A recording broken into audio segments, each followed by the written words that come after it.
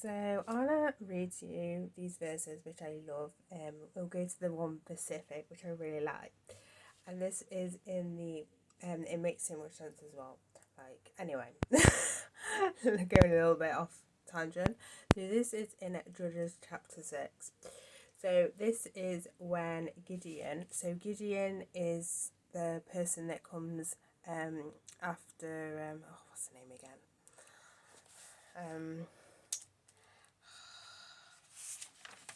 Can't even remember. Deborah, that's it.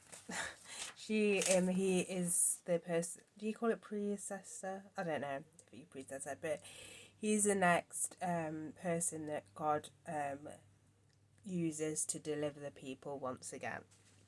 So I'm going to read from verse 28. So, and when the men of the city arose early in the morning, there was the altar of Baal torn down, and the wooden image that was beside it was cut down, and the second bull was being offered on the altar which had been built.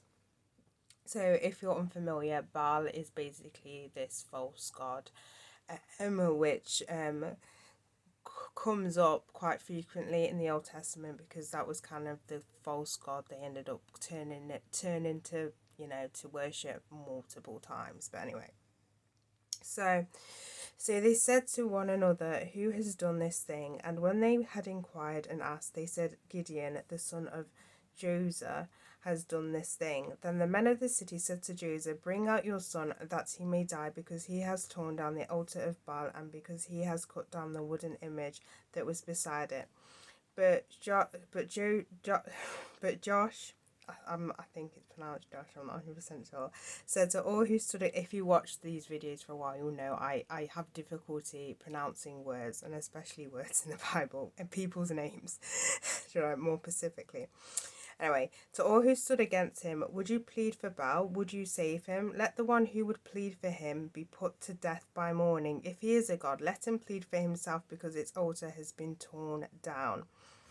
It just makes so much, and I just love it, because he makes such a valid point. Like, if he was, if Baal was the true god, he would, he'd be furious, obviously, and you'll see his action, and he'll go take down Gideon for what he's done. But because he's a false god, that's not going to happen, and that's what he's like challenging the people, saying, if Baal is your true God, surely he's gonna, take vengeance, because obviously the true God in the Bible, especially in the Old Testament, takes vengeance against the people who turn against him.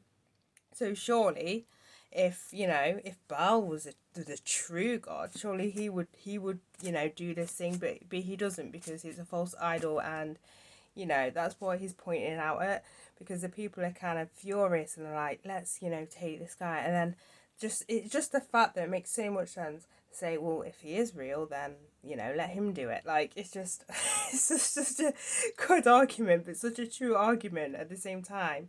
Like, I just love that. I just thought I'd just highlight that in this video, just because I read that and I was like, you know what, it's just so good.